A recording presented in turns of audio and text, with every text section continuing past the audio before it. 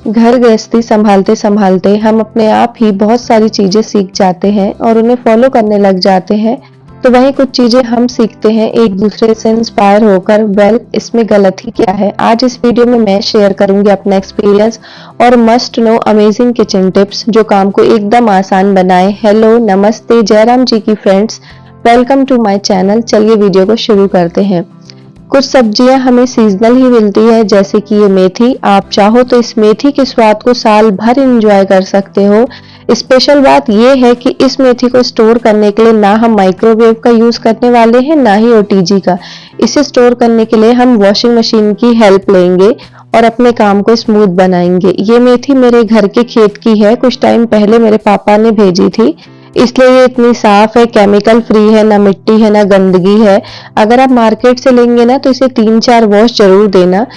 और इस तरीके से ना मेथी को साफ कर लेना है। देखो ऐसे पत्ते पत्ते कर लेना है, डंडियां पूरी हटा देनी है। तो मुझे ना बस इसे एक बार ही धोना पड़ा था। आप मार्केट से लाओगे तो 4 से 5 बार धोइएगा। उसके बाद बस आपको इसे कॉटन के कपड़े में कुछ ऐसे स्प्रेड कर देना है और आपको ना इसकी एक पोटली बना लेनी है। जी हाँ, जो स्टेप मैं आपको बता रही हूँ ना, उससे जो आपकी मेथी स्टोर होगी वो बिल्कुल 1 साल तक खराब नहीं होगी। उसके बाद आप वॉशिंग मशीन में इसे डाल दीजिए और 3 मिनट के लिए टाइमर लगा दीजिए। अभी आपको लगेगा कि ये सब हम क्या कर रहे हैं, बट ट्रस्ट मी, अगर आप ये वाला स्टेप करोगे ना तो इससे मेथी का काफी सारा मॉइस्चर देखो ऐसे ही निकल गया है और मेथी कितनी बढ़िया से ड्राई हो गई है। अब इसके बाद आप इस मेथी को पूरा स्प्रेड कर दीजिए और रात भर के लिए ऐसे ही कॉटन के कपड़े में छोड़ दीजिए। इसे डायरेक्ट आपको धूप नहीं दिखाना है। अगर आप डायरेक्ट धूप में लेकर जाओगे ना तो मेथी काली पड़ जाएगी। आप चाहो तो इसे रूम हीटर भी यूज कर सकते हो 1-8 घंटे, यदि आपको रखना है तो। अदरवाइज इस पार्ट को आप स्किप करके सिर्फ रात भर ही छोड़ोगे ना तो देखो आपकी मेथी कुछ ऐसी दिखाई देगी। उसके बाद आपको अगली सुबह धूप में ना आपको एक पेपर बिछाना है और इस सारी मेथी को कुछ ऐसे फैला देना है और उसके ऊपर ना दूसरा पेपर ध्यान से ढक देना है। और पूरे 24 घंटे मतलब एक दिन अच्छे से धूप दिखाओगे ना तो देखो हमारी जो मेथी है बढ़िया से हो जाएगी।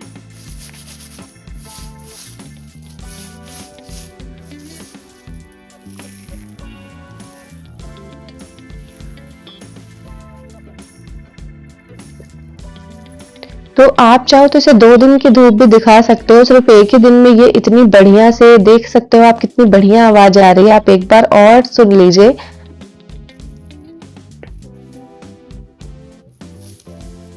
और आप देख सकते हो ना इसका कलर चेंज हुआ है ना कुछ भी, एकदम ग्रीन है। तो इस मेथड से यदि आप कस्तूरी मेथी बनाओगे ना तो ना ही ये कड़वी होगी, ना ही इसका कलर चेंज होगा और आप इसको साल भर एंजॉय करोगे। तो उम्मीद करती हूँ कि ये आइडिया आपके बहुत ही हेल्प करेगा, तो इसे ट्राई जरूर करना। अब बढ़ते हैं हमारे नेक्स्ट टिप की तरफ। बहुत सारे हम डेयरी प्रोडक्ट लाते हैं जिनमें से एक होता है पनीर। कभी पनीर की सब्जी बनाई या कुछ भी चीज जो हम इससे बनाएं, और ये जो हमारा लेफ्ट ओवर पनीर बचता है उसे जनरली ना लोग इस तरीके से प्लेट से ढककर सेपरेट कर फ्रिज में रख देते हैं, जिससे क्या होता है पनीर का पूरा मॉइस्चर चला जाता है और वो बहुत ही टाइट हो जाता है, एकदम कड़क कड़क। तो आपको ऐसा नहीं करना है। सिंपली पनीर को ना किसी ग्लास कंटेनर में इस तरीके से रखना है और बस ना आपको 1 गिलास पानी इसमें डाल देना है। मतलब पानी आपको इतना लेना है कि पनीर अच्छे से डूब जाए। उसके बाद आपको इसे ढक्कन से ना पूरा अच्छे से बंद कर देना है और इसके बाद जब आप इसे फ्रिज में रखोगे ना तो 1 हफ्ते क्या, अगर आप इसे 10 दिन बाद भी यूज करोगे ना तो इसमें पहली बात तो मॉइस्चर एज इट इज रहेगा, ये बिल्कुल भी खराब नहीं होगा, खट्टा नहीं होगा। तो बहुत ही यूजफुल टिप है ये, इसे ट्राई जरूर करना और अपना एक्सपीरियंस भी मुझसे शेयर करना। नेक्स्ट हम बढ़ते हैं। ठंड के टाइम पर धनिया लहसुन के बिना कोई भी खाना नहीं बनता और ये कितना हैंडी होता है ये तो आप सभी जानते हैं। जब भी आप इसे बाजार से लेकर आए तो एक बार इसे बैठकर साफ कर लें। बहुत से लोगों की आदत होती है ना उसी में से धनिया तोड़कर यूज करते हैं, फिर प्लेटफॉर्म गंदा होता है, फ्रिज गंदा होता है, तो इसमें आपको सफाई के लिए कितना एक्स्ट्रा एफर्ट डालना होता है। ये हैबिट देखो एकदम से तो नहीं आती है, धीरे धीरे प्रैक्टिस करेंगे ना तो आपकी परमानेंट हैबिट बन जाएगी। तो ये काम ना किचन में मुझे काफी बोरिंग लगते हैं, इसलिए इसे मैं डाइनिंग एरिया में करना पसंद करती हूँ। तो ऐसे पेपर बिछा लिया और एक बार में ही जितनी ग्रीन, चाहे वो धनिया हो या भाजी हो, ऐसे साफ कर लिया। और सबसे स्पेशल है ये लहसुन, तो इससे ना इकट्ठा मैं इस तरीके से छील कर और ऐसे कांच के देखो आप बरनी में रख लेती हूँ। उससे क्या होता है ना, मेरा सुबह का काम काफी स्मूथ हो जाता है और जितना भी ये कचरा है उसे एक बार में ही हमने डिस्पोज कर दिया। तो इससे ये एक साथ दो दो काम हो गए। एक तो सुबह हमारा जो हमें कुकिंग का टाइम है वो बचेगा और हमारा एक बार में कचरा भी हट गया। तो है ना, ये भी बहुत ही कमाल का आइडिया। और अगर आप इसे ना इस तरीके से कैरी बैग में रखोगे तो आपकी धनिया पत्ती एकदम फ्रेश रहेगी। बस सुबह वॉश करो और सीधे अपनी चीजों में यूज कर लीजिए।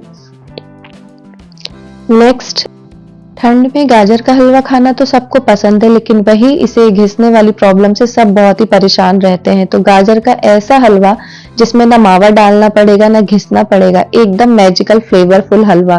जब से मुझे ये आइडिया पता लगा है ना, मैं एक बार नहीं 10 बार हलवा बना दूं, इतना ज्यादा इजी हो गया इसे बनाना। सिंपली आप इसे पील कर लो और इसके बड़े बड़े टुकड़े भी आप चाहो तो कट कर सकते हो। उसमें 1 कप दूध डालो और बस उसे गैस पर रख दो। उसके बाद आपको कुछ नहीं करना है, सिर्फ इसमें 2 विसिल लेनी है। तो जैसे ही ना कुकर ठंडा हुआ उसके बाद मैंने इसे खोला और देखो बढ़िया से गाजर इसमें कुक हो गई है। अभी हमें मैशर लेना है, उसकी हेल्प से इस गाजर को पूरा मैश कर देना है। आप ना उसमें ही करिएगा, कुकर में ही। मुझे कुछ और बनाना था इसलिए मुझे कुकर की जरूरत थी, इसलिए मैंने इसे बर्तन में निकाला था और थोड़ा अच्छे से फिर बन नहीं रहा था, बट आप उसी में करिएगा। अब सिंपली बस आप ना एक कढ़ाई में थोड़ा सा घी डालिए और जो भी हमने इसमें पूरा प्योरी तैयार की है ना, उसे हमें इसमें इस तरीके से तड़का बोलो या छौंक घी में करना है। इससे ना हलवे में ना बहुत ही अच्छा फ्लेवर आता है। इस तरीके से आप घी में जब छौंकते हो इसको, उसके बाद बस अब आपको ना ये 2 लीटर मतलब 2 किलो गाजर थी जिसमें मैं आधा लीटर दूध का इस्तेमाल कर रही हूँ और फुल फैट क्रीम है, मतलब मलाई के साथ ही पूरा दूध डाला है। उसके बाद लो टू मीडियम फ्लेम पर आप इसे पकने दो। आपका चलते फिरते ना काम भी होता जाएगा। और जो गाजर का हलवा हमें बनाने में 1.5 घंटे लगते थे ना, मेरा चैलेंज है इसको सिर्फ आप आधे घंटे में ही बना लोगे। बहुत ही इजी है, बिल्कुल मेहनत नहीं लगती है और बहुत ही फ्लेवरफुल बनकर ये तैयार होता है। तो जब ये ऐसा कुक हो जाए ना, तो उसमें आपको डाल देनी है शक्कर। आप जितनी भी शुगर डालना चाहते हो अपने स्वाद के हिसाब से डालिएगा। जितने भी आपको ड्राई नट्स डालना है, जो जो आपको पसंद हो उस हिसाब से आप कट करें। इसमें ना मावे का काम करेगा मलाई। जी हाँ, मैंने आपसे बोला ना कि इसमें हमें मावा नहीं मिलाना है, लेकिन पूरा मावा का फ्लेवर देगा वो है ये फ्रेश मलाई। तो ये पूरे 3 दिन की मलाई है जिसे मैंने स्टोर कर लिया था। अभी जितने भी आप ये ड्राई नट्स इसमें डालेंगे ना, उन सबको इस तरीके से घी में थोड़ा सा रोस्ट जरूर करिएगा, वरना उनमें कच्चापन रह जाता है। और बस यहाँ पर थोड़ा सा मैंने 1 चम्मच घी और डाला है और सारी चीजें डालकर, मलाई वगैरह सब कुछ डालकर, और लास्ट में थोड़ा सा डाला मैंने इलायची पाउडर। इसे पीसा और डाला और बस हमारा हलवा जो 1-1.5 घंटे लगते थे ना बनाने में, बस वो देखो आधे घंटे में ही रेडी है। सच में बहुत ही अच्छा और टेस्टी बनता है। कलर भी आप देख सकते हो, मैंने इसमें कुछ भी ऐड नहीं किया है, कितना इसका बढ़िया कलर आया है, कुछ भी केसर वगैरह कुछ नहीं हो, बहुत टेस्टी लगता है। तो इसे भी इस मेथड से बनाएं और अपने काम को एकदम आसान बनाइए। अब बढ़ते हैं हमारे अगले आइडिया की तरफ। जब भी हम सैंडविच बनाते हैं या कुछ भी चीज बनाते हैं जिसमें हम बटर का यूज करते हैं, चीज का यूज करते हैं, तो उसके बाद ना हम यूं ही इसे रैप करके रख देते हैं। तो जब नेक्स्ट टाइम इसकी जरूरत पड़ती है ना, तो ये पूरा हमें ड्राई मिलता है, इसका पूरा मॉइस्चर चला जाता है और ये खराब हो जाता है, इवन इसका टेस्ट तक चेंज हो जाता है। तो इसे बचने के लिए ना बटर वाले पार्ट को आपको बटर पेपर से ही रैप करना है। उसके बाद उसके ऊपर आपको एल्यूमिनियम फॉइल पेपर का यूज करना है और चीज को आप डायरेक्ट इस तरीके से फॉइल पेपर पर यूज करो और ना 3 से 4 लेयर में इसको पैक करना, ताकि इसका मॉइस्चर अच्छे से बना रहे और ये बिल्कुल भी खराब ना हो।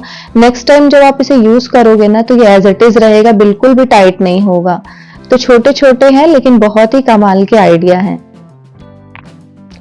जब भी आप चीजों को रीफिल करें ना, तो एक बात का बहुत ध्यान रखें, चाहे वो कुछ भी हो, दाल हो, छोले हो या ही शक्कर पत्ती ही क्यों ना हो, रिफिल करते ही समय उसी समय आप यदि कंटेनर को साफ करते जाएंगे ना, सन ड्राई देंगे, तो जो आपको किचन में एकदम डीप क्लीनिंग पड़ती है ना करना, कि मैं एक दिन निकालकर सारे कंटेनर्स को साफ करूंगी, उससे आप बहुत ही ज्यादा बचेंगे। जितना आप चीजों को ध्यान से समय पर करते जाएंगे, उतना आप अपने एक स्टेप को स्मूथ बनाते जाएंगे। तो मैं जब भी कोई कंटेनर रिफिल करती हूँ ना, उसी समय पर उसे वॉश कर लेती हूँ, तो ये इससे मेरे काम को काफी रिलैक्स मिलता है। नेक्स्ट, अब हम यहाँ पर यूज करने वाले हैं मलाई का। जी हाँ, ये पूरे 10 दिन की मलाई है, जो कि मैंने 1 लीटर दूध से यहाँ पर इकट्ठी करी थी और इसे मैंने फ्रिज से निकाल कर बाहर रख दिया है। तो मलाई से घी बनाने के आपने बहुत सारे तरीके देखे होंगे, लेकिन मुझे यही तरीका बहुत ही ईज़ी लगता है, चाहे वो ठंड हो या गर्मी। अगर ठंड का टाइम है ना, तो आपको एकदम गुनगुना पानी लेना है। पानी गर्म नहीं लेना है, इस बात का अच्छे से ध्यान रखना है। रूम टेम्परेचर नॉर्मल गुनगुना लेना है। इसमें सिंपल 2 मिनट भी नहीं लगते हैं अगर आप इस मेथड से घी बनाओ। तो जब मैं भी शुरू-शुरू में घी बनाया करती थी, तो मुझसे घी गड़बड़ हो जाता था। बट ट्रस्ट मी, जो ये वाले हैक है ना, कि ठंड में आप थोड़ा-सा गुनगुना पानी लीजिए और गर्मी हो तो थोड़ा ठंडा पानी लीजिए। बस इस तरीके से आप देखोगे ना, थोड़ा-सा छाछ जैसा दिखने लग जाता है और तुरंत ही हमारा मक्खन निकल कर आ जाता है। तो बहुत ही ईज़िली झटपट बन जाता है। जितना भी मक्खन हमने निकाला ना, उसे कढ़ाई में निकाल कर रख दीजिए और जो हमारा ये जार है, इसमें आप तुरंत ही गर्म पानी डाल देंगे तो ये उसी समय इंस्टेंट साफ हो जाएगा। आपको बहुत ज़्यादा क्लीनिंग में एक्स्ट्रा एफर्ट नहीं देने पड़ेंगे। तो देखो, मक्खन को मैंने एक साइड कर दिया है और जो इससे इस तरीके से छाछ निकली हुई है, अब आप चाहो तो इसे एज अ छाछ के रूप में यूज करो। जो भी इससे दूध निकलता है, या पनीर बना लो, कुछ भी आप अपने हिसाब से यूज कर सकते हो। उसके बाद बस लो टू मीडियम फ्लेम पर इसे कुक होने दीजिए। तब तक आप अपने जार वगैरह भी अच्छे से क्लीन कर सकते हैं और बस इसमें धीरे धीरे करके ना आपके साथ साथ और भी काम होते जाएंगे और हमारा घी भी बनता जाएगा। तो मैं एक बार में बहुत सारी मलाई इकट्ठी नहीं करती हूँ, बिकॉज उसका टेस्ट ही अजीब हो जाता है, कड़वी पड़ जाती है। तो पहले मैंने 10 दिन की इकट्ठी की और उसे बनाया। तो ये देखो, जब ऐसा टेक्सचर दिखाई दे, अभी इसका मतलब है कि अभी घी पूरा अच्छे से कुक नहीं हुआ है। तो बहुत सारे लोग ना डायरेक्ट भी मलाई को पकाते हैं, लेकिन उससे बहुत वेस्टेज होता है। तो बस इस तरीके से बबल्स आ गए ना, इसी स्टेज पर हमें गैस की फ्लेम को बंद कर देना। अगर इससे ज्यादा पकाओगे तो घी जल जाएगा। और बस ठंडा होने के बाद इसे एक अच्छे एयर टाइट ग्लास कंटेनर में छान लीजिए। तो यदि ऐसे छोटे छोटे चीजें आप घर पर ही करोगे ना, तो इससे हमारे पैसों की भी बचत होती है और काम भी ना काफी रिलैक्स तरीके से एक के बाद एक आपके काम भी होते जाते हैं। तो ऐसी छोटी छोटी आदतें हमें जरूर अपनानी चाहिए, जो कि हमारे कुकिंग में एक्स्ट्रा एफर्ट को, बहुत ही ज्यादा लगने वाले काम को कम करता है। अब बढ़ते हैं नेक्स्ट आइडिया की तरफ। बहुत सारे लोग ना इस तरीके से सिंक एरिया में ही बहुत सारे जूठे बर्तन ऐसे ही रात भर छोड़ देते हैं, जो कि बहुत ही गलत बात है। तो सुबह मुझे जितने बर्तन हैंडी होते हैं, जैसे मुझे मेरे बेटे का लंच बनाने के और हस्बैंड का लंच बनाने के लिए जितनी भी चीजें जरूरत होती है ना, तो मैं कुछ बर्तन को रात में ही धो लेती हूँ, वॉश कर लेती हूँ और जितने एक्स्ट्रा होते हैं ना, उन्हें वॉशिंग एरिया में पीछे रख देती हूँ। जो हाउस हेल्प के लिए दीदी आती हैं, तो फिर वो सुबह क्लीन होते हैं। और इस तरीके से ना बर्तन को रखने के लिए ऑलवेज मैं ना एक इस तरीके का टॉवल बिछा देती हूँ, उसके बाद ही सारे बर्तन रखती हूँ, जिससे पानी वगैरह वो पूरा सोख लेता है अच्छे से। उसी समय पर इस तरीके से सिंक को क्लीन कर दिया, क्योंकि जितना कम पानी रहेगा ना, उससे आपका फर्नीचर भी कम खराब होगा। कॉकरोच को भी वो ज्यादा अट्रैक्ट नहीं करेगा, क्योंकि जितना मॉइस्चर रहता है उतना कॉकरोच अट्रैक्ट होते हैं। तो आप चाहो तो इस तरीके से डबल टॉवल को भी बिछा सकते हो। तो छोटी छोटी ही सही, यदि आप ऐसी आदतें डालेंगे ना, तो ये आपकी परमानेंट हैबिट बन जाएंगी एक दिन। तो आप हार्ड वर्किंग से कन्वर्ट हो जाएंगे स्मार्ट वर्किंग की तरफ। नेक्स्ट, अब हम यहाँ पर करने वाले हैं हमारी वेजिटेबल बास्केट की क्लीनिंग। देखो, बात तो बहुत ही सिंपल है, आपको लगेगा कि ये मैं क्या ही बता रही हूँ, लेकिन देखो बहुत ही प्रैक्टिकल है। अब आप इसी तरीके से आलू प्याज डायरेक्ट डालते हो। अब प्याज के छिलके, जब भी हम प्याज निकालते हैं, इधर उधर झड़ते हैं, एक हमारा क्लीनिंग का एक्स्ट्रा काम बढ़ता है। तो इन सब चीजों से बचने के लिए ना हमें थोड़े थोड़े से स्मार्ट टिप्स तो अपनाने ही होते हैं। तो यहाँ पर ना देखो, सारे आलू को मैंने निकाला और सिंपली इस वेजिटेबल बास्केट को मैं अच्छे से क्लीन करूंगी और बस आपको न्यूज़पेपर बिछा देना है। आप चाहो ना तो कोई भी राइस या आटा बैग को भी कट करके यहाँ पर बिछा सकते हो, यहाँ पर न्यूज़पेपर की जगह पर। तो जब भी अगली बार आपको इसमें सब्जियों को वापस से रखना पड़ेगा ना, तो जैसे ही आप वेजिटेबल को यहाँ पर फिल करोगे, तो आप एक क्लीनिंग के एक्स्ट्रा काम से बचोगे और आप खुद देखोगे कि इन सब चीजों को निकालते वक्त भी कितनी कम गंदगी होती है।